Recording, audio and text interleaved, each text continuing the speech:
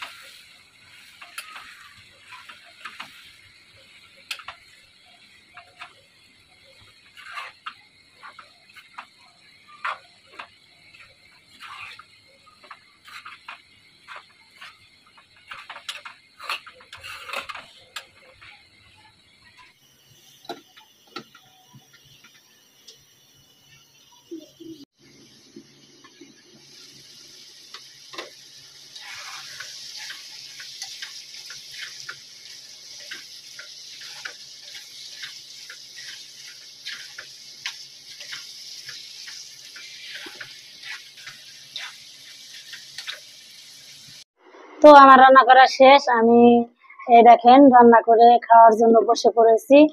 তো এখন আমি খাবো, আপনারা আমার সাথে থাকেন। তো ভাতটা আগে বেড়ে নিতেছি।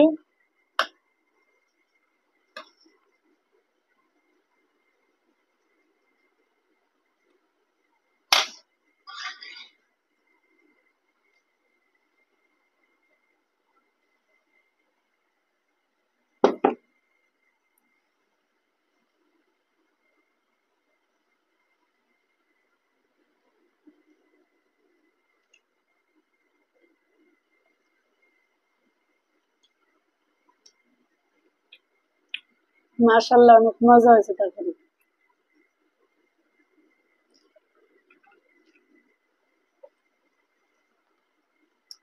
তো রান্নাটা আসলে কেমন হলো অবশ্যই কমেন্টে জানাবেন। চ্যানেলটা সাবস্ক্রাইব করে দিয়ে আমাদের সাথেই থাকবেন। ভালো থাকবেন, সুস্থ থাকবেন। আল্লাহ হাফেজ।